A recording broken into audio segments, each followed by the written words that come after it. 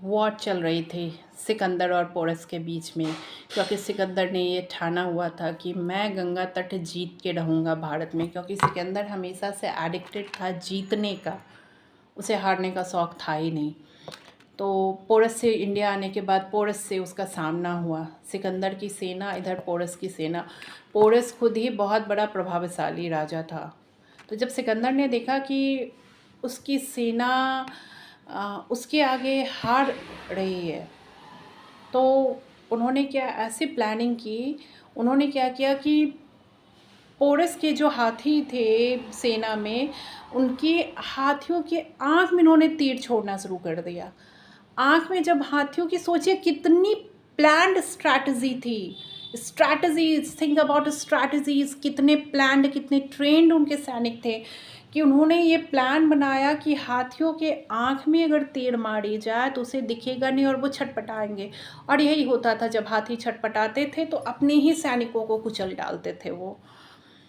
लेकिन पोरस ने हार नहीं मानी। वो जब सिकंदर ने देखा कि लास्ट में सब कुछ जाने के बाद भी पोरस अकेले ही लड़ रहा है, सिकंदर वॉज क्वाइट इम्प्रेस्ड। उसने कहा कि मांगो, तुम क्या मांगते हो, तुम्हें क्या चाहिए? उसने कहा मुझे वही सज़ा चाहिए जो एक राजा को मिलता है, मैं एक बंदी की तरह नहीं मरना चाहता।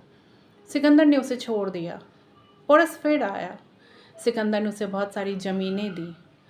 उसकी बहादुरी से इम्प्रेस होके, उसके आत्मनिर्णय से, आत्मबल से खुश होके सिकंदर ने देखा और कहा कि इतनी हार के बावजूद जहाँ ये अकेले लड़ा, इसके सारे मारे जा चुके हैं, तो सिकंदर उसे सब कुछ दिया। वहीं पे उसने डिसाइड किया, क्योंकि उसके सैनिक अब हार चुके थे, वे आगे जीतना नहीं चाहते थे, युद्ध नहीं करना चाहते थे, सब वापस जाना चाहते थे। कोई भी सिकंदर का साथ नहीं दिया और सिकंदर को वहीं से वापस होना पड़ा था।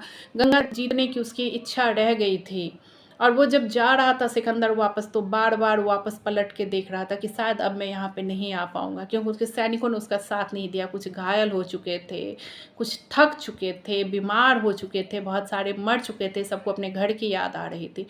तो वापस सिकंदर क्यों गया? ड्यू टू पोरस, पोरस के कारण, पोरस की बहादुरी के कारण। पोरस इतना, इसलिए हमें पोरस से ये सीखने के लिए मिलता है कि अपने लाइफ में दृढ़ निश्चय रहे। कोई भी हार की भी परिस्थिति आए, कुछ भी आ जाए, कभी भी सरेंडर नहीं करना है परिस्थितियों के आगे। अगर आप परिस्थिति के आगे सरेंडर कर देते हैं ना, तो आपको और भी होल लाइफ